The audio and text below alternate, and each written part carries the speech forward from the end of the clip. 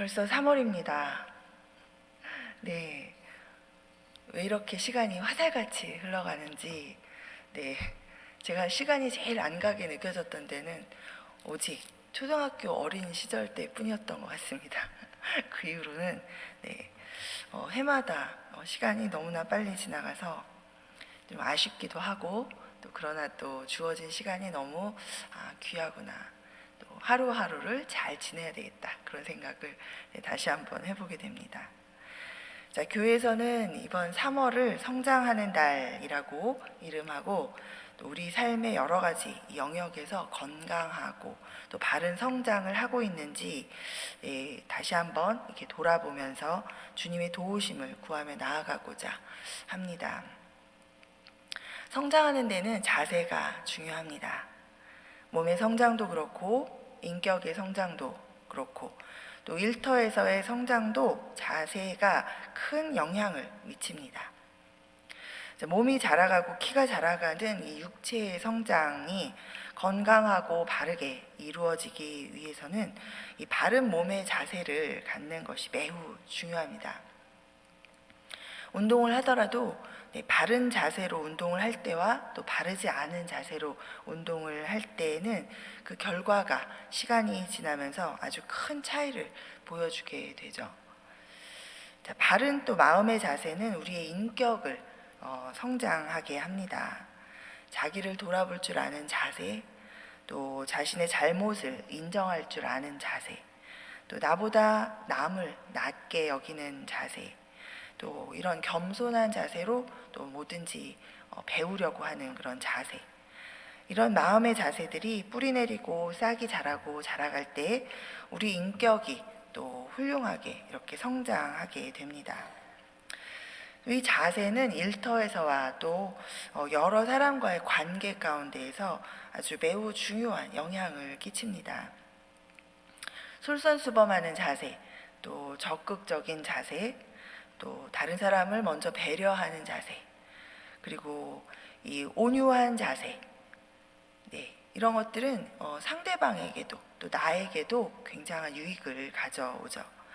그렇지만 매사에 부정적인 자세, 그리고 의심하는 자세, 빈정거리는 자세, 또 비판하는 자세, 고집스러운 자세, 특별히 내 생각이 항상 옳고 다른 사람이 얘기하면 왠지 틀린 것 같은 그런 자세, 이런 자세들은 사실 자기 자신에게도 별로 좋은 영향을 끼치지 않습니다.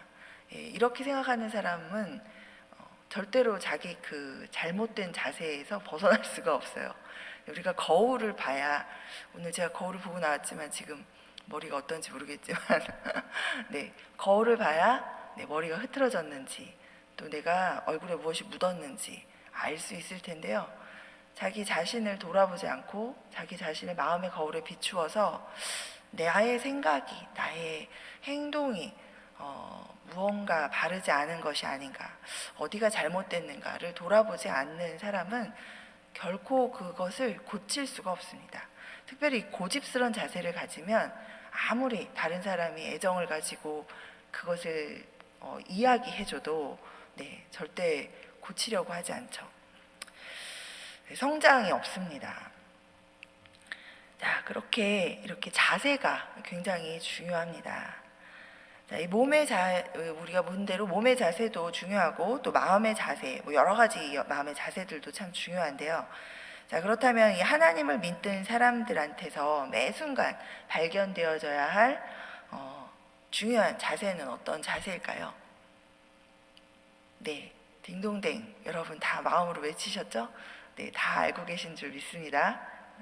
하나님을 경외하는 자세, 즉 살아계신 하나님을 매 순간 의식하는 자세입니다. 사실 우리가 이런 자세를 가지고 살아간다고 생각하지만 사실 그렇지 않을 때가 더 많은 것 같습니다.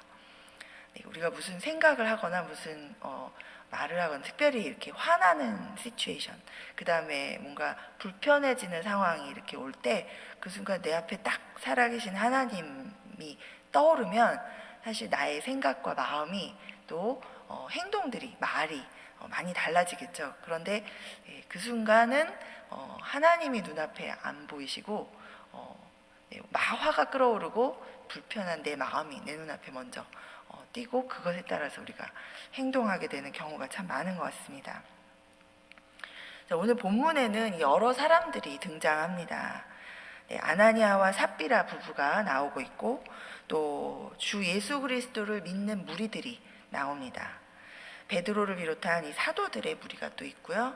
그리고 이들을 시기하는 이 대제사장을 비롯한 이 유대인 리더들의 그룹이 보입니다.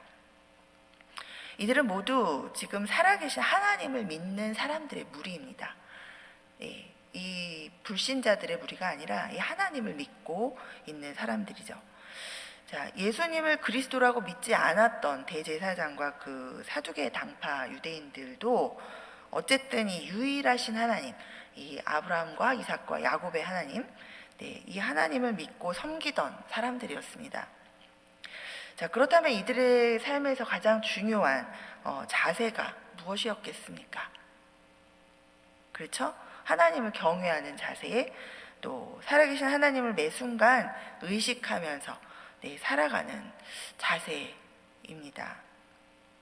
교회 다니면서 이 하나님을 믿는다고 고백하는 우리들에게도 가장 중요한 삶의 자세는 이 살아계신 하나님을 매 순간 의식하면서 살아가는 자세입니다.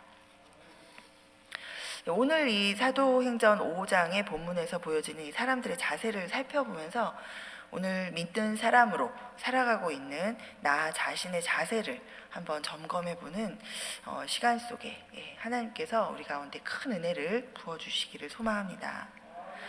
먼저 이 하나님을 의식하지 않는 자세로 살아가는 사람의 모습을 한번 좀 보겠습니다. 자, 5장 1절에서 2절이죠. 아나니아라는 사람이 그의 아내 삽비라와 더불어 소유를 팔아 그 값에서 얼마를 감춤해 그 아내도 알더라. 얼마만 가져다가 사도들의 발 앞에 두니.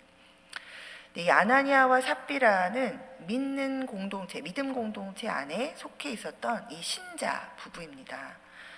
이 앞장인 4장 32절에서 37절과 이 이야기가 연결이 되고 있어서 한번 이 구절을 그 앞절들과 함께 이제 이어서 한번 읽어보도록 하겠습니다. 믿는 무리가 한 마음과 한 뜻이 되어 모든 물건을 서로 통용하고 자기 재물을 조금이라도 자기 것이라 하는 이가 하나도 없더라. 사도들이 큰 권능으로 주 예수의 부활을 증언하니 무리가 큰 은혜를 받아 그 중에 가난한 사람이 없으니 이는 밭과 집 있는 자는 팔아 그 판 것의 값을 가져다가 사도들의 발 앞에 두매 그들이 각 사람의 필요를 따라 나누어 줌이라. 구브로에서 난 레위족 사람이 있으니 이름은 요셉이라. 사도들이 일컬어 바나바라 번역하면 위로의 아들이라 하니 그가 밭이 있음에 팔아 그 값을 가지고 사도들의 발 앞에 두니라. 아나니아라 하는 사람이 그의 아내 삽비라와 더불어 소유를 팔아 그 값에서 얼마를 감춤해 그 아내도 알더라. 얼마만 가져다가 사도들의 발 앞에 두니.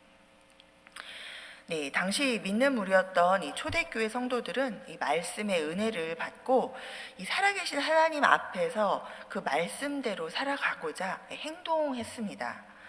자, 예수 그리스도 안에서 한 마음과 한 뜻으로 하나님을 사랑하고 이웃을 내 몸과 같이 사랑하라는 예수님의 말씀을 따라서 살아가려고 행동하죠.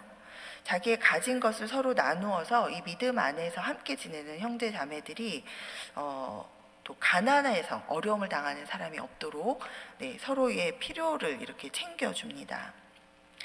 이 4장 34절에 나오는 이 밭과 집 있는 자는 팔아 그 판 것의 값을 가져다가 사도들의 발 앞에 두매라는 표현에서 이 파라라는 단어의 헬라어 원문을 보면 문법적으로 이 계속되는 진행의 의미를 계속되는 진행되고 있는 그런 뜻을 나타내는 그런 동사의 형태를 사용하고 있습니다. 자, 그것은 이 자신의 소유를 파는 행위가 그냥 한 번으로 그치는 것이 아니라 이 교회 궁핍한 자들이 생길 때마다 너도 나도 다 같이 이렇게 서로 계속해서 이 자신의 것을 팔아서 이 또 필요를 채우고 다른 사람의 필요를 채우고 함께 그렇게 나누는 삶을 살았다라는 것을 보여주고 있는 것이죠. 자, 이것을 통해서 이 초대교회 성도들에게 있어서 이 각 사람이 가지고 있는 재산, 소유라는 것이 이것을 팔아야 되는 필요가 있을 때까지는 하나님께서 나에게 맡겨주신 그 소유다라는 그런 의식, 이 하나님을 의식하는 그 의식이 있었다라는 것을 알 수 있습니다.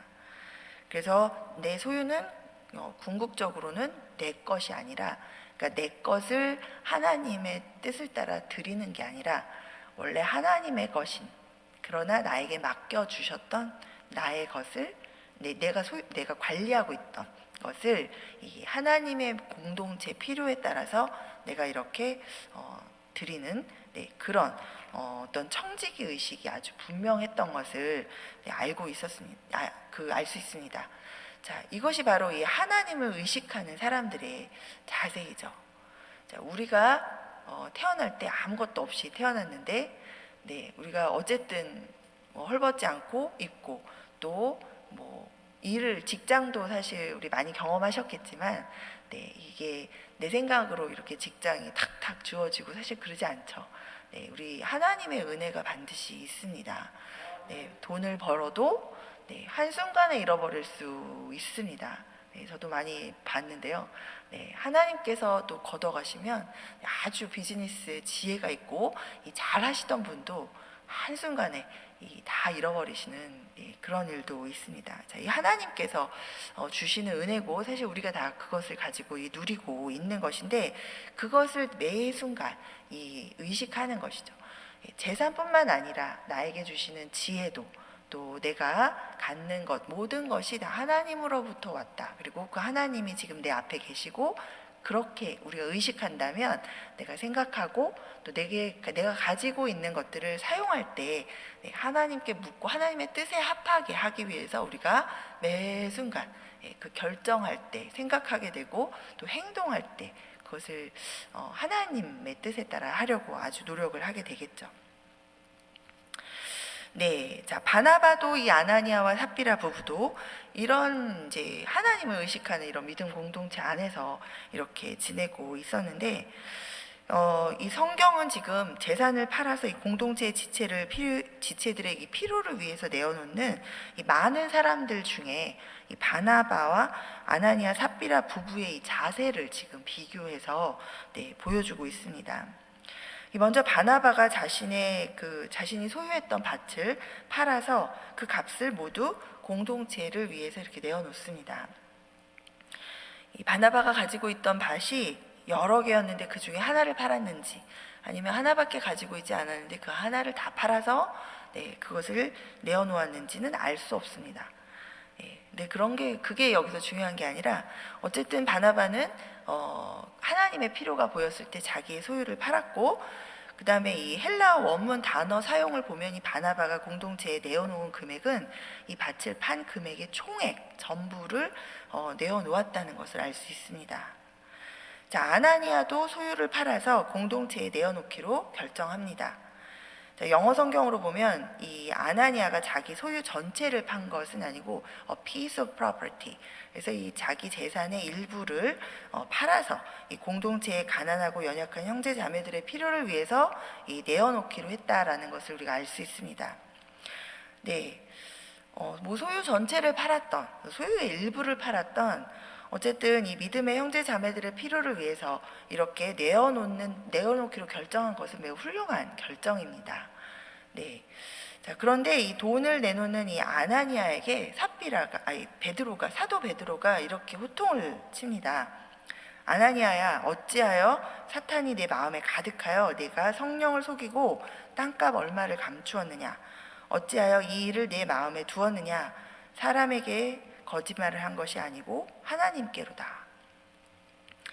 여기서 하나님이 돈의 액수를 가지고 이렇게 얘기하고 계실까요? 이 모든 게 다 하나님 건데 그렇지 않죠. 이 2절에 보면 우리가 아나니아가 소유를 판 값에서 이 얼마를 감추어 두었다라는 표현을 우리가 볼 수 있고, 또 이 아내가 그것을 알았다라고 했습니다.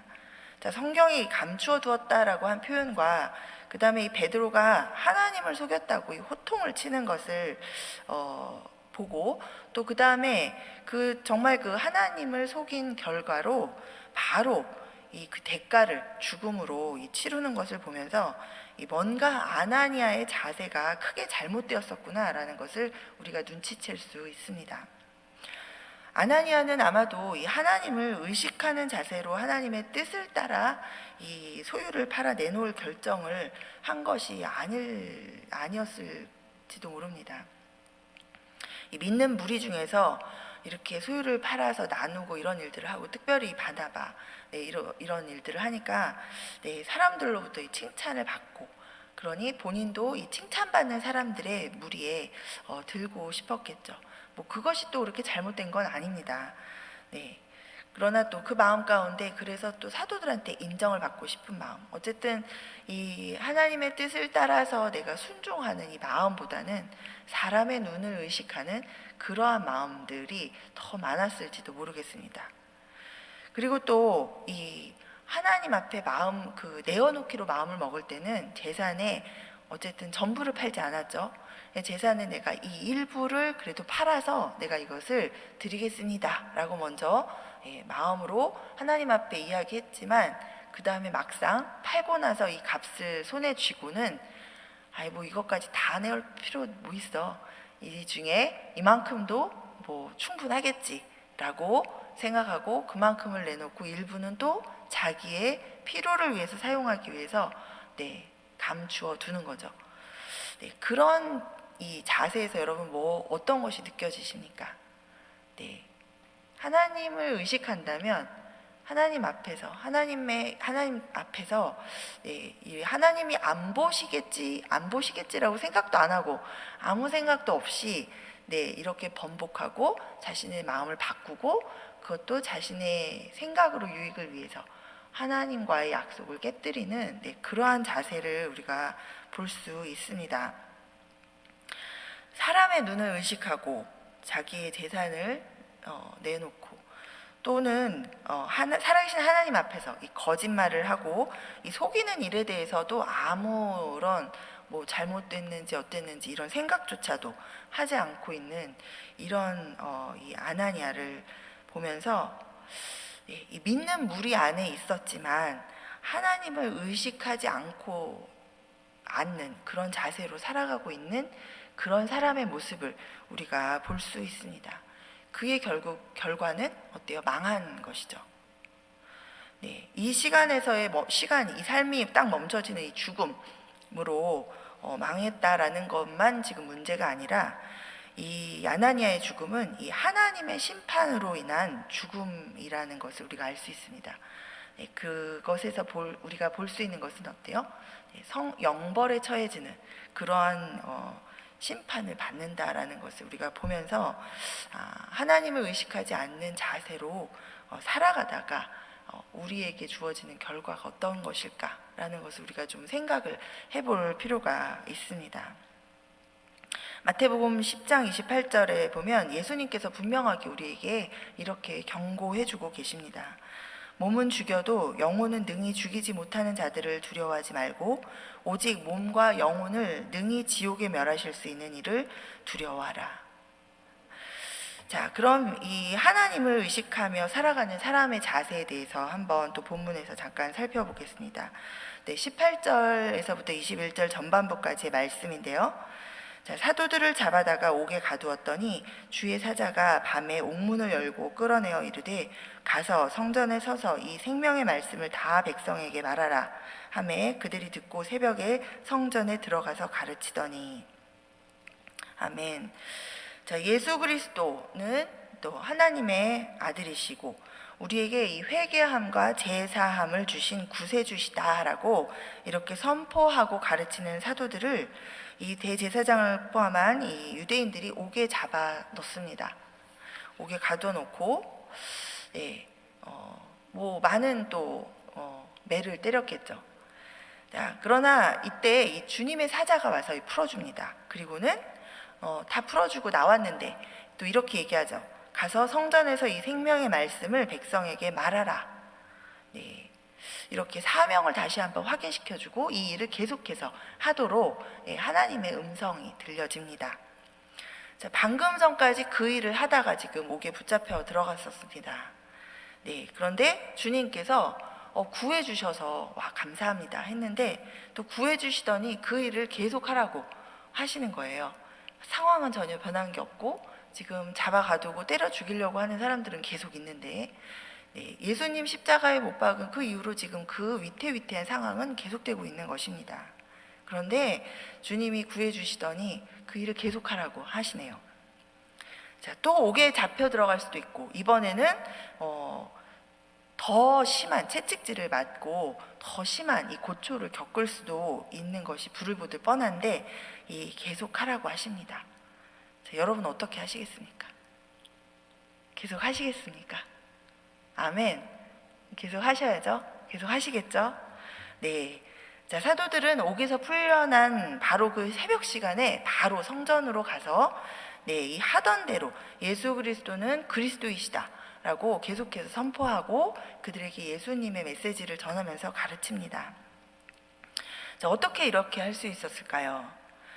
살아계신 하나님을 의식하는 자세로 살아가는 사람들이었기 때문에 그렇게 할 수 있었습니다.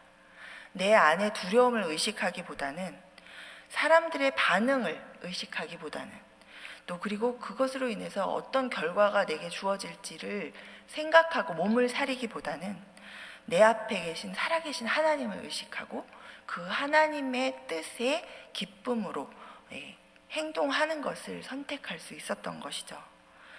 어떤 두려움, 내 안에 어떤 두려움이 있을지라도 또 그것에도 불구하고 또 사람들의 위협적인 반응이 또다시 예상된다고 할지라도 이 하나님을 의식하는 자세를 가졌었기 때문에 이 하나님의 뜻을 따라서 기쁘게 행동할 수 있었습니다. 하나님을 의식하는 자세를 가진 사람은 어떤 상황에서도 하나님의 뜻을 따릅니다. 자기 생각을 따르는 것이 아니고 또 자기 판단을 따르는 것이 아니고 하나님의 판단, 하나님의 음성, 이거 아닐 거야. 절대로 이런 상황에서 이렇게 나한테 얘기하시지 않을 거야. 라고 나의 생각으로 하나님의 생각을 판단하지 않고 또 자기 유익을 구하지 않고 하나님의 뜻을 두렵고 떨림으로 분별하고 그 뜻을 살아갑니다. 자, 교회 안에 있고 이 믿는 무리 가운데 있지만 이 살아계신 이 하나님을 의식하지 않는 자세로 우리가 살아간다면 망하는 길로 가기 쉽습니다. 자, 내가 지금 하는 행동이 하나님 앞에서 할 수 있는 행동인지 우리가 늘 생각하면서 살아야 할 줄 믿습니다. 우리 믿는 사람들이 점집에 드나들고 그 다음에 교회 가서 주일이 되면 아름답게 찬양을 하는 우리 청년 지체들이 타로점을 보고 재미로 본다고 하면서 보고 그 순간 눈앞에 시퍼렇게 살아계신 하나님이 지금 안 보이는 거죠. 하나님의 말씀이 떠오르지 않는 겁니다. 그것은 하나님을 의식하는 자세로 살아가는 것이 아닙니다. 두려워하지 말라, 나를 믿으라. 내가 너희를 향하여 생각하는 것이 너희가 생각하는 것과는 다르고 내가 너희를 향한 생각은 아주 평안을 생각하고 있다. 지금 어렵지만 참고 인내하고 끝까지 버텨라. 내가 지금 일하고 있다. 곳곳에서 하나님의 약속이 주어지고 있는데 성경을 읽으면서도 계속 불안해하고 뭔가 누군가가 나한테 뭘 해줘야만 내가 이거 해결될 것 같고 이런 마음들을 계속 가지고 있는 것은 이 하나님 앞에서 하나님을 믿음을 우리에게 주시고 또 우리에게 믿어라 라고 얘기하시는 그 하나님을 의식하면서 우리가 가질 수 있는 자세가 아닙니다. 그것을 기억하면서 우리가 하나님을 의식한다면 이 하나님의 말씀을 기억하고 하나님의 약속을 기억하고 그 하나님을 기억하면서 우리가 믿음을 하나님께 드리는 것이 우리의 자세일 줄 믿습니다. 지금 내 앞에 살아계신 이 하나님을 경외함으로 두렵고 떨림으로 의식하면서 내 생각이 또 내 주장이, 이 내 행동이 하나님을 의식하고 있는 자세에 나온 것인지를 우리가 잘 분별하게 되기를 바랍니다. 또 하나님이 나와 함께 지금 이 자리에 계시다고 의식하면서 살아가는 이 사람은 이 사람 저 사람, 사람을 의식하지 않습니다. 나와 함께 하시는 이 전능하신 하나님을 의지합니다. 때로 예상치 못한 어려움이 닥쳐와도 흔들리는 갈대와 같이 그렇게 의심하면서 두려워 떨지 않고 이 나와 내 상황을 다 아시고 이끌어 가시고 계신 그 하나님을 신뢰하면서 묵묵히 인내하면서 견딥니다. 아픔 가운데에서도, 고통 가운데에서도 내 아픔과 고통보다도 더 크신 하나님을 기억하고, 또 나를 위해서 이 아들까지 죽음에 내어 주신 그 하나님의 사랑을 기억하고 그 하나님을 신뢰하는 것이 하나님을 의식하며 살아가는 자세를 가진 사람들일 것입니다. 내 아픔, 내 고통 거두어 가 주십시오. 그러나 그리 아니하실지라도, 그리 아니하실 때에는 나를 향한 하나님의 특별한 이유가 있으시겠지요. 주께서 함께 하시니 내 걸음을 인도해 주실 줄 믿습니다. 이렇게 고백하면서 믿음을 드리는 것이 하나님을 매 순간 의식하면서 살아가는 자세인 줄 믿습니다. 이렇게 매 순간 하나님을 의식하는 자세로 살아가는 우리 모두가 되기를 소망합니다. 네, 시편 23편 4절 말씀이죠. 내가 사망의 음침한 골짜기로 다닐지라도 해를 두려워하지 않을 것은 주께서 나와 함께 하심이라. 주의 지팡이와 막대기가 나를 안위하시나이다. 아멘. 매 순간 하나님을 의식하고 하는 그런 자세로 살았던 이 다윗의 고백이 오늘 우리의 매일의 고백이 되기를 소망합니다. 세상을 의식하고 사람을 의식하는 것이 아닌 매 순간 살아계신 하나님을 의식하는 자세로 살아가는 우리 모두가 되기를 간절히 소망합니다. 하나님을 의식하는 그런 자세로 매일 살아갈 때 우리는 로마서 12장 1절에서 또 사도 바울이 말한 우리 몸을 하나님이 기뻐하시는 산 제사로 또 드리는 그런 영적 예배의 삶을 살 수 있게 되고, 또 이 세대를, 이 세상을 본받지 않고 오직 마음을 새롭게 매일같이 새롭게 하면서 변화를 받아서 이 하나님의 뜻을 기쁨으로 분별하고, 또 무엇인지 분명하게 분별하고 기쁨으로 따라갈 수 있는 그런 삶을 살아가게 될 줄 믿습니다. 아멘. 자, 우리 함께 이 말씀을 기억하시면서 우리 기도하시겠습니다.